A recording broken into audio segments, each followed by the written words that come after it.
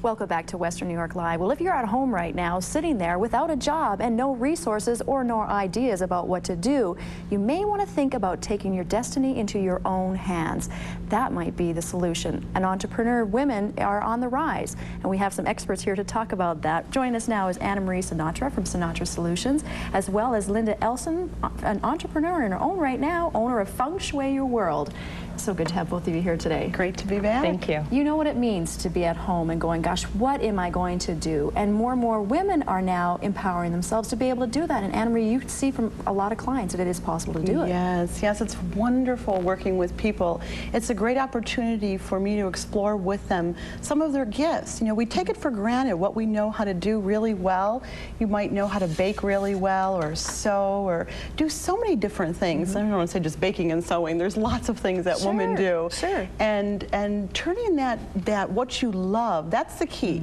Doing what you love, and then finding out that money can flow your way because you're so excited about what you do. That excitement boils over to others. You know, as you say that, I can just hear my mother going, well, you always need something to fall back on. You know, I mean, you always, you all have those voices that, well, the computer, remember when I was graduating college, they were saying any computer job is going to get you what you want. Right. And if somebody were to say at our family dinner, you know, just do what you love and it'll pay for itself.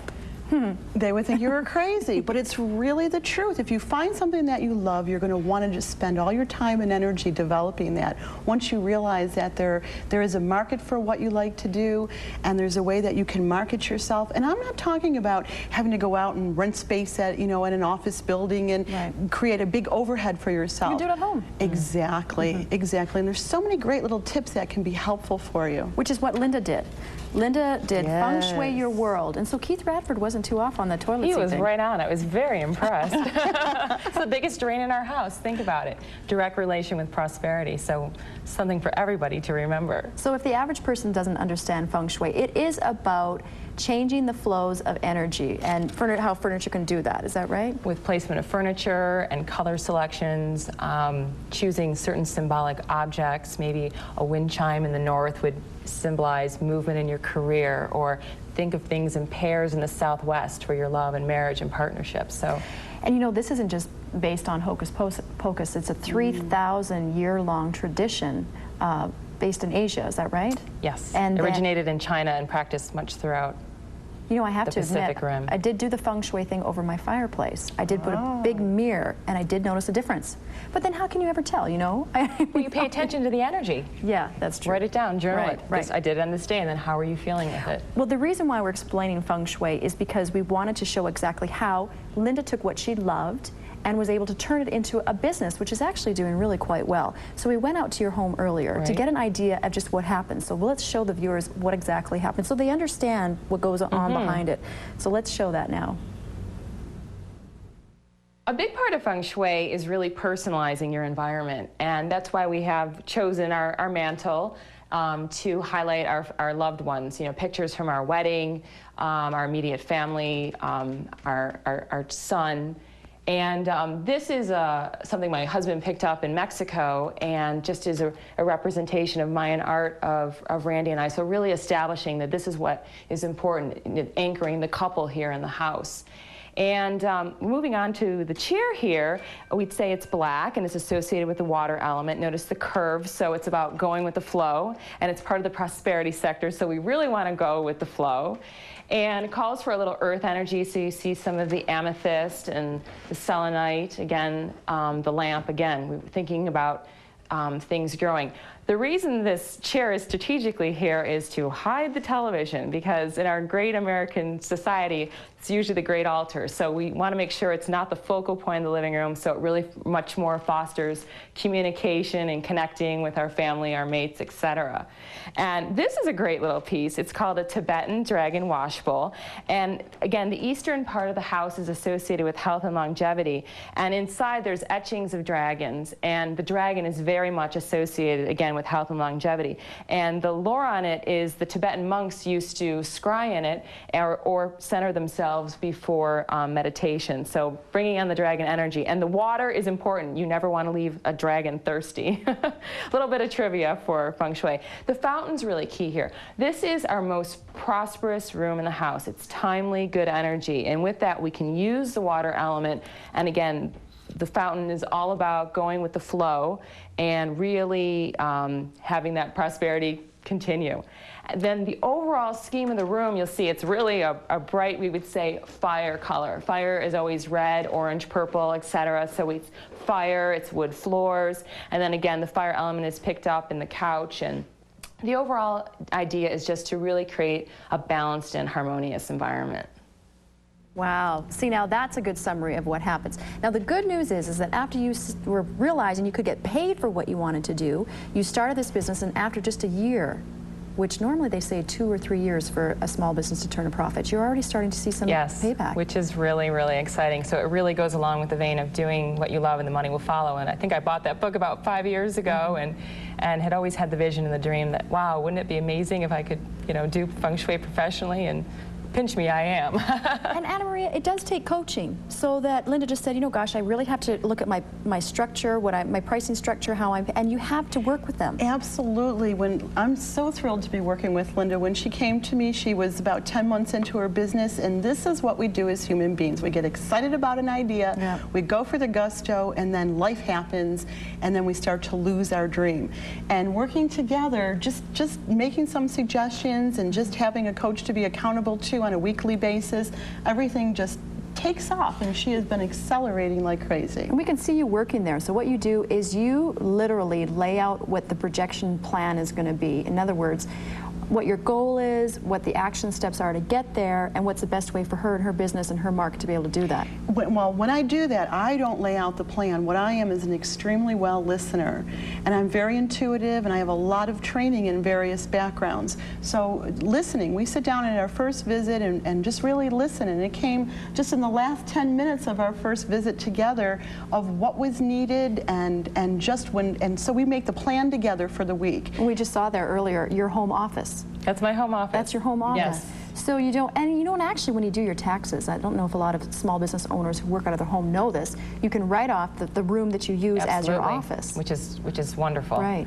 Just make it the biggest room. Exactly. That's why everybody should have a home business. Everyone needs to have a home business, no matter what it is, because the tax benefits are just wonderful. And you don't have a high overhead, so you probably felt less pressure then. It's wonderful. It's so ideal. There's a lot of flexibility. Of course, it calls for discipline as well, but it's particularly ideal. when it's at home, because you know you'd just rather eat bonbons and watch the soaps, right? Exactly. That's the key. Is a lot of people think, oh, I want to have my own business so I can make my own hours and I don't have to have a boss. But the truth is that you have to have discipline. I work many times until I'm just about ready to fall asleep and just, fall over and go into my room and go to sleep. And you have to be disciplined so that you don't go out and play in the sun. You stay working, and everyone becomes your boss. Stay with us. We're going to take your calls. And if you have any questions, give us a call. Our Western New York Live line is open at 644-9840 when we return right after this. Welcome back to Western New York Live, everyone. Joining us here today is Linda Ellson, and she's an entrepreneur, owner of her own business, Feng Shui Your World, as well. We have Anna Marie Sinatra, who is a career consultant and can give you some wonderful ideas. Our Western New York Live line is open at 644-9840. We do have a call about Feng Shui. So, hi, welcome to Western New York Live. What is your Feng Shui question? Hi, my name is Pat, and I was wondering if you could tell me, is there a certain way that the bed is supposed to be facing in a bedroom? Good question. That is a good question. And in terms of Feng Shui, there's not a cut and dry answer. You should try to figure out something called your Gua number. Please visit my website and email me, and I'll be happy to tap you into how to do that. But one of the rules of thumb is your bed should be what we'd say is in a command position of the room. So you know where your bedroom door is, and is your bedroom facing out so you can have full view of who's entering your room at any given time. Ah, interesting. A couple of other quick tips: always make sure you have 2 bedside tables, 2 bedside lamps. It's about balance and harmony, and think about partnership. And even if you don't have a partner right now, the universe is saying, please be open and receptive to it. That's interesting, you know, and all of the principles behind arranging furniture and having the sounds of water is all about the principles that bring about the best harmony in your life. So flow, water, balance, peace. Absolutely, but the rule of thumb is always, always remember, absolutely no water in a bedroom. You wouldn't put your favorite fountain in there or your bamboo plants. Again, it ties back to that prosperity loss that could potentially happen with. Interesting. Okay, we have another call on our Western New York Live line. Hi, welcome. What's your question today? Hi, I live in an apartment, first floor apartment, and I happen to have a big tree right in front of it. What can I do to balance the energy? Your tree's right outside, yes? Yes. That can be tricky. Have you ever heard of a bagua mirror? Yeah, the hexagonal shaped one? It's an octagonal shaped mirror, okay? Yes. And what you can do is you can get them at Michael's, and you can mount it right outside your front window, okay? Discreetly, your neighbors really won't notice, but just make sure you don't have the trigrams around it. Right on your window? Yes, because it's going to help deflect that energy. Okay. Another thing you could do, which is a lot more subtle. Now, does it reflect to the tree outside or to me inside? No, the mirror should be facing the tree, so it's deflecting that. What we'd call that's a poison arrow at your house, okay? So you want to minimize that. Or a subtle tip could be hang a multifaceted crystal in your inside window. Again, that's going to move the chi around. Yeah. You don't want any poison arrows pointed at your apartment.